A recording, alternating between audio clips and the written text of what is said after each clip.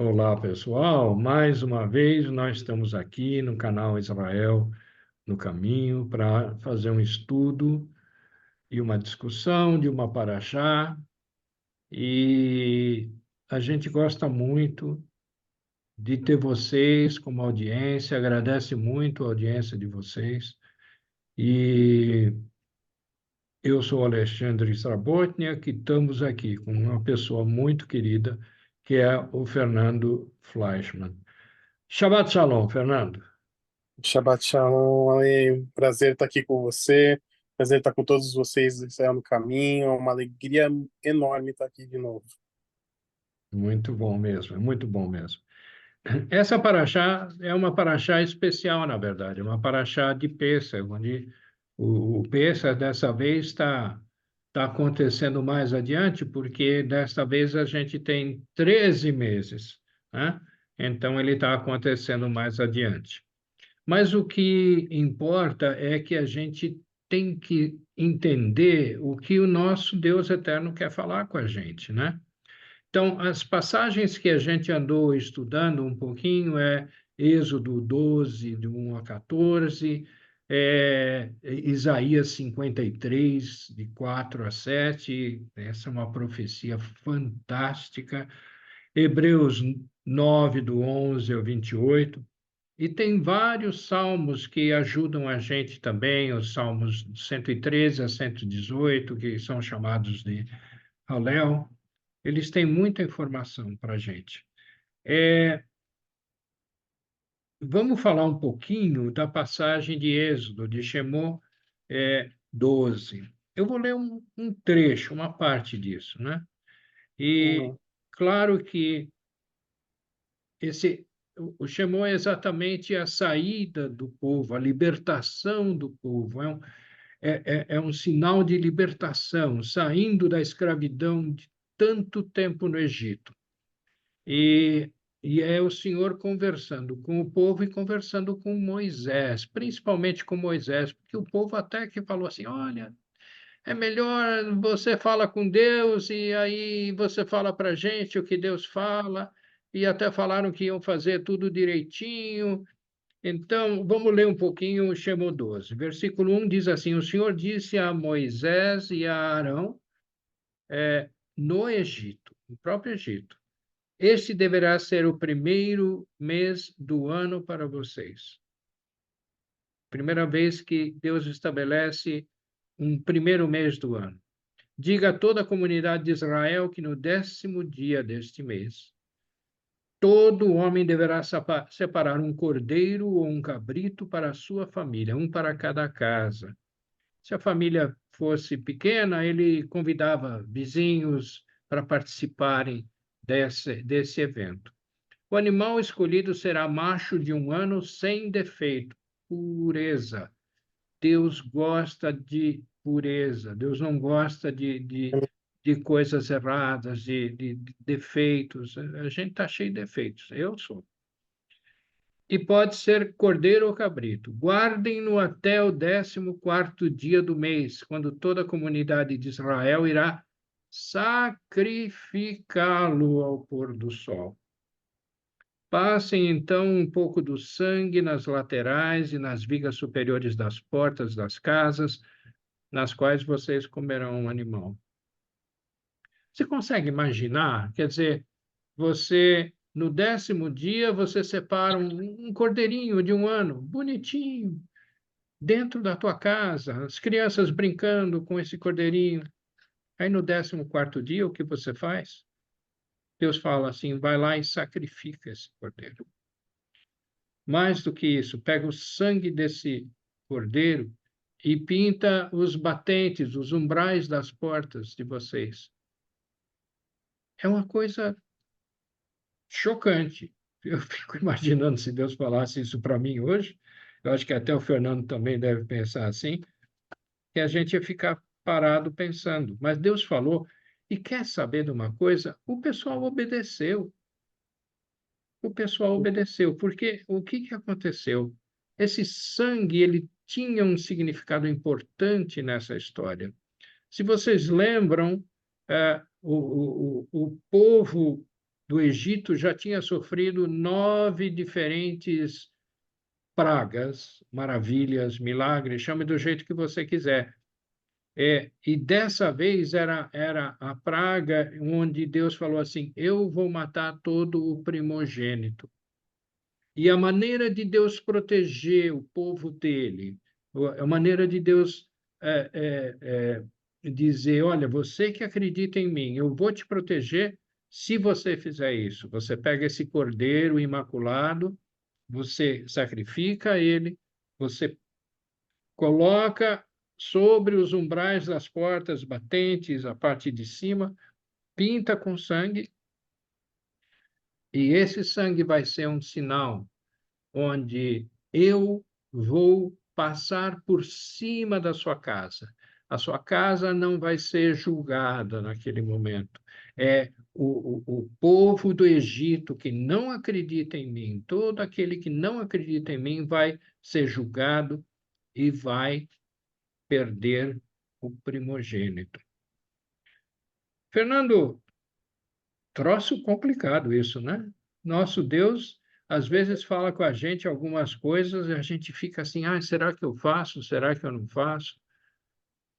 Eu É, fico imaginando o que esse pessoal deve ter passado naquele dia. O que que você acha, ô, Fernando? eu acho que foi um tempo de muita angústia, né? Porque a maioria das coisas que Deus pede para a gente não está acostumado. A gente não sabe o resultado, né? Uhum. Daquilo. Então, eu imagino que teve famílias, como a de Moshe, que foram comer alegres, que foram comer já crendo na promessa, sabendo o que Deus ia fazer, mas em muitas famílias, que eles devem ter pensado, meu, será que esse sangue vai parar um espírito de morte enviado da parte de Deus? Será que a gente vai acordar amanhã sem luto, né? Como que funciona isso tudo? E eu acho que aí que tá a beleza, né? Deus revela uma parte, eu confesso que eu estaria angustiado, eu não teria dormido, eu não estaria cantando, eu estaria encolhido na cama, talvez falando, meu Deus, socorro, minha filha, poupa, né? Mas a beleza de tudo é que Deus, ele exige de nós só o que nós podemos dar. A parte difícil, que era a proteção, Deus se encarregou de fazer por eles, mas é, existe uma parte que cabe a nós, né? Eu acho lindo esse tempo de Pessah, que a palavra Pessah, como você falou, é passar sobre, né? Também a gente pode ver que com o sangue derramado, Deus passa por cima do nosso pecado, ou seja, o poder dele é muito maior do que o do pecado. O pecado que nos levaria à morte, Deus traz a vida passando por sobre ele, né? Então acho que é um tempo em que no começo trouxe muita angústia, mas no raiar do sol, no raiar do novo dia, trouxe júbilo para eles. Eu acho muito difícil para qualquer pessoa, inicialmente, cumprir a vontade do Eterno. Porque o que ele pede para a gente, às vezes, não faz nem sentido, né? Assim, olha, eu vou passar uma praga, mas você mata um cordeiro e passa o sangue na porta. Meu Deus, Senhor, que sinal é esse? Que brincadeira é essa? Isso, como assim? O faraó está atrás da gente. Mas se a gente obedece, e aí vem a parte que Deus cumpre a promessa dele, né? É através de obediência. Como você falou, Deus se agrada de coração sincero, puro. É na pureza do simples obedecer e confiar em Deus que o milagre se manifesta. Tá aí uma coisa, confiar, né? Porque ah, essa é uma parte complicada. Tá bom, eu entendi. Eu entendi, mas você acredita, você tem certeza de que se você fizer isso, Deus tem um plano completo, né? Essa é a questão. Deus tem um plano completo sempre. Você, às vezes, sabe uma parte do plano, às vezes você sabe praticamente nada, às vezes você sabe alguns detalhes a mais. O que eu posso dizer é que Deus vai revelando aos poucos para você.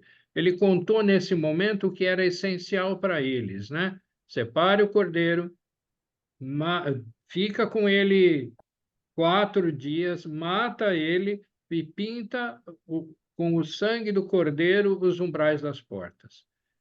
E assa, continuando, né? Não vou ler tudo, mas assa o cordeiro e esteja pronto para sair correndo, porque é o dia da libertação. É a noite, na verdade, em que Deus libertou.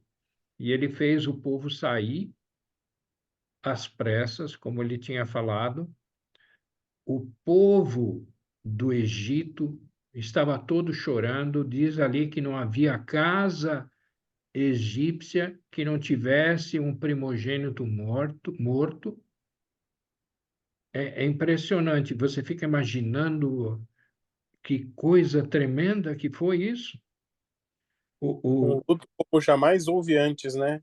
Jamais houve antes. Só para você ter uma ideia, não tem nenhum registro de que alguém do povo de Deus tenha sofrido isso. O povo de Deus obedeceu. Não sei se por medo, eu não sei se por acreditar. Eu realmente eu não consigo ter essa visão, mas o povo obedeceu. Obedeceu e foi honrado com isso. Deus honrou essa promessa dele, libertando o povo, tirando o povo do Egito. E uma coisa muito interessante é que Deus falou assim: olha, quando você sair, peça para o seu vizinho para lhe dar coisas. Eles saíram, eles eram escravos por muitos e muitos anos. Não sei se pelos 400, mas eles eram escravos por muito tempo. E quando eles saíram do Egito, eles saíram ricos. O povo dava para eles joias, dava roupas finas, dava alimentos, dava animais, dava tudo para eles, querendo dizer assim: vai embora, porque o teu Chega. Deus é estrondoso, nosso Deus é estrondoso, né? Estejam vestidos e prontos para sair. Nós temos que estar prontos sempre. E diz também mais, né? Aí, no versículo 11, ele fala assim: ao comerem, estejam prontos para sair, cinto no lugar, sandálias nos pés e cajado na mão. Comam apressadamente, esta é a Páscoa do Senhor, o Pêssar do Senhor, a passagem do Senhor por cima das casas que estão protegidas, que estão cobertas pelo sangue do Cordeiro. E aí no versículo 14 ele diz assim: este dia será um memorial que vocês e todos os seus descendentes celebrarão como festa ao Senhor. Celebrem-no como decreto perpétuo. Aí no chamou 13, no versículo 14, fala assim: no futuro, quando os seus filhos lhes perguntarem que significa isso, diga-lhes: com mão poderosa o Senhor nos tirou do Egito, da terra da escravidão.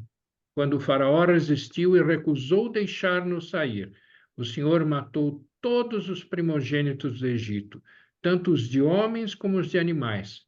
Por isso sacrificamos ao Senhor os primeiros machos de todo o ventre e resgatamos os nossos primogênitos. Que coisa estrondosa, Fernando. Parece inacreditável. O problema é que isso aconteceu. Quer dizer, não é problema, é solução, né? Na verdade, essa libertação fez com que o povo saísse do Egito. E Deus tinha feito outras promessas para o povo, né? Deus falou assim: olha, eu já tenho já em vista uma terra para você ir para lá. Você vai para lá, tá? Mas primeiro você tem que sair, deixar o teu passado aqui para trás, para você ir no local onde eu te prometi. E uma coisa que é interessante é, de certa forma, já que eu tenho que lembrar todas as vezes, né, essa história, ó, a gente tem que aproveitar essa oportunidade para contar para os nossos filhos. O que que você pode me dizer sobre isso, Fernando? É. Na verdade, Deus, ao longo da história, ele colocou várias coisas como o Zikaron. Zikaron são memoriais da obra dele, daquilo que é a vontade dele. Pessah é um desses Zikarons. Para a gente não se esquecer da gratidão por ser livre, mas, acima de tudo, do poder que ele tem, do poder do nosso Deus. Ele Uhum. faz algumas promessas sobre tirar a gente do Egito, livrar a gente da escravidão, nos redimir como povo e ser dele. E uma das exigências, a exigência final é: primeiro você guarda, depois você ensina. Primeiro você guarda, você vive, depois você ensina para os seus filhos. Por quê? Porque a próxima geração nunca vai ter conhecimento daquilo que Deus fez se nós não contarmos, se nós não passarmos adiante. Mais para frente, né, não é ligado a essa paraxá, mas preciso falar, acho que o livro que eu mais não gosto, vou colocar dessa forma, é o livro de Juízes. Por quê? Você vê ciclo após ciclo, porque a história nunca era repassada, nunca era contada. Então Deus fazia um grande milagre de livramento, Deus abençoava o povo, morria aquela geração que experimentou o milagre, o povo voltava a se corromper, fazer o que era errado. Aí clamava para Deus, Deus voltava a livrar, dava um juiz, esse juiz morria, o povo não lembrava mais do que Deus tinha feito, ia lá e se corrompia de novo. Então, na verdade, o que Deus quer com essa exigência dos filhos é justamente ensinar essa nova geração a como se aproximar de Deus, como buscar e se lembrar de quem Ele é. Assim, basicamente, filho, hoje você só está aqui experimentando o que você está vivendo por causa desse milagre que Deus fez lá atrás. Hoje você é livre porque Deus nos libertou. Hoje você é povo de Deus porque Ele te escolheu. É você, desculpa, fazer esse memorial, é você trazer à memória aquilo que quem Deus é, o que Ele faz, o que Ele faz e quem ele ainda é e o que ele ainda vai fazer. É um atestado do que era o passado para você considerar o passado, você lembrar disso no presente para poder viver um futuro diferente com ele. É os três tempos. Então, eu contar, eu ativo a minha fé, porque eu lembro daquilo que Deus fez na minha vida, eu passo isso para a nova geração com a responsabilidade deles crerem também. Porque a partir de agora, não diz respeito mais só a mim. Deus está querendo tocar a próxima geração. É isso aí. E olha, uma coisa que você falou que eu achei super importante. Você tem que vivenciar primeiro para poder repassar. Ou seja, se você sozinho não tiver convencido de quem é o nosso Deus, se você não tiver convencido de que Ele é um Deus que faz milagres extraordinários, se você não tiver convencido de que Deus é um Deus que quer o melhor para a gente, que Ele tem um plano para que a gente siga em frente, um plano que vai trazer coisas boas para a gente. Se eu não sei vivenciar isso, eu não vou saber transmitir para os meus filhos. Tanto que o que aconteceu? O povo ficou no deserto, né? Eles saíram nesse dia, né? No primeiro mês do ano, no 14º dia, né? E viveram 40 anos no deserto. Tanto que na época que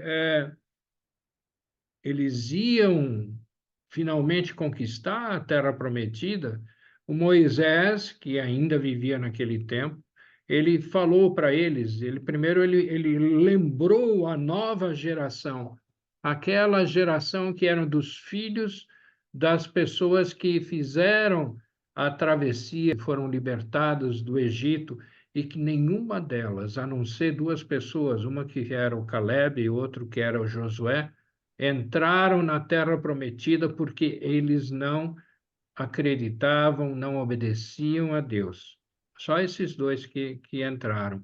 O resto eram filhos, filhos deles.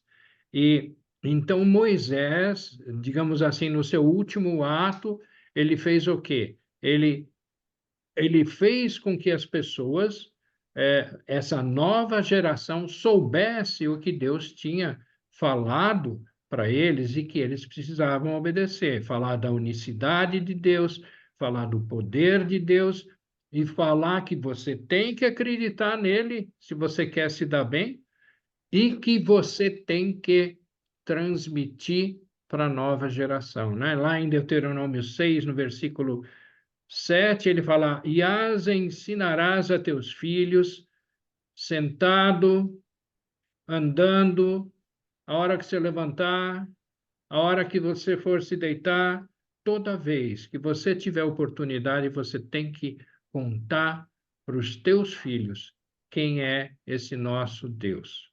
Você tem que respirar esse nosso Deus e você tem que transmitir para a próxima geração. Eu acho isso fantástico. O, essa celebração, na verdade, ela tem uma série de coisas que a gente faz. Deus mandou na época que a gente fizesse o quê? Que separasse o cordeiro, que a gente mantivesse ervas amargas para lembrar o que era amargo, né? Como era dura a vida lá no Egito. Separar a matzá, que era algo sem fermento, representava a pureza, o fermento representa um pecado, uma rebelião sua, né? E aí tinha a celebração, você tinha que celebrar isso anualmente. E foram sendo acrescentadas coisas nessas celebrações. Uma coisa que eu achei muito interessante, talvez você possa até me ajudar nisso, Fernando, é o Afikomen, né? Afikomen são o quê? São 3 matzot que você coloca numa divisão especial aí, de um pano separado, limpinho, bonitinho, e aí essas 3 matzot, você quebra a matzô do meio e separa ela. Eu já ouvi um monte de explicações, um monte. Eu queria saber se você tem uma explicação para mim, o Fernando. Tenho sim. Tem o Afkomen, na verdade, ele é a partir da segunda Matzot, né?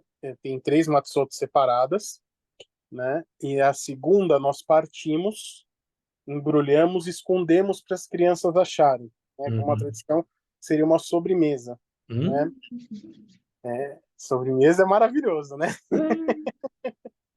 Mas por que se faz isso? Isso simboliza Pai, Filho e Espírito Santo. A segunda Matzot, que seria do Filho, que seria Yeshua, ela é partida e escondida, né? Seria o mistério da obra de Deus que seria anunciado ainda em todas as gerações do sacrifício que ele faria por nós. Quando ele parte a matzá com os discípulos, ele fala: "Este é meu corpo partido por vós." Ele já deixa claro que ele sacrificaria por nós. Esse afkomen, na verdade, que é a sobremesa, que seria a melhor parte de uma refeição, né? Que ela é doce, ela é saborosa, seria para fechar com chave de ouro, como as pessoas falam, seria esse simbolismo que a melhor coisa que Deus faria por nós seria o sacrifício de Yeshua, a nossa redenção. O afkomen, na verdade, ele simboliza essa redenção. Foi Yeshua que foi partido por nós na cruz. A matzá, ela tem vários furinhos, né, como você mesmo explica, por quê? É sinal de uma pessoa transpassada, como na profecia de Isaías. Ele foi transpassado pelos nossos pecados. Então, ele simboliza que ele foi partido pelos nossos pecados, mas que por causa disso, hoje nós temos vida. Hoje nós temos a redenção.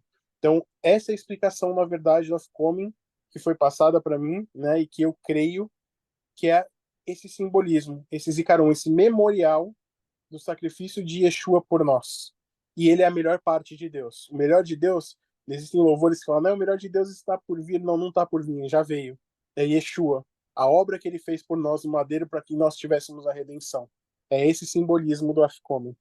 Legal, legal. Pô, obrigado, Fernando. E Yeshua significa salvação, né? Quer dizer, o fato de eu acreditar isso me traz salvação. Acreditar que Yeshua pagou o preço do meu pecado. Quando ele derramou o sangue dele, a gente diz que ele é o Cordeiro de Deus, né? Ele é o ungido de Deus, ele é o prometido de Deus. Quando ele fez isso, já que ele não tinha nenhum pecado, ele não é que nem a gente está cheio de. Todo dia a gente faz uma pisada de bola.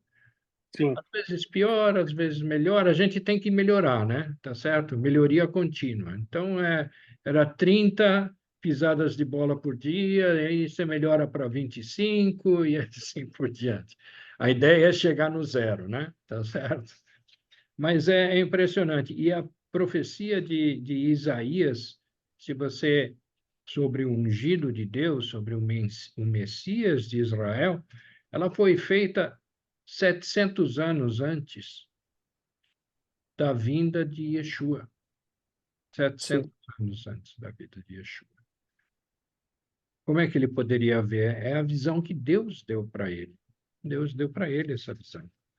E a gente tem aqui, né? Quer dizer, lá em Hebreus, a carta aos Hebreus diz assim: não foi por meio de sangue de bodes e novilhos que Deus tinha dado uma vida de sacrifícios, onde tinha o sacerdote que tinha que estar puro para poder fazer o sacrifício para pagar o preço do nosso pecado, né?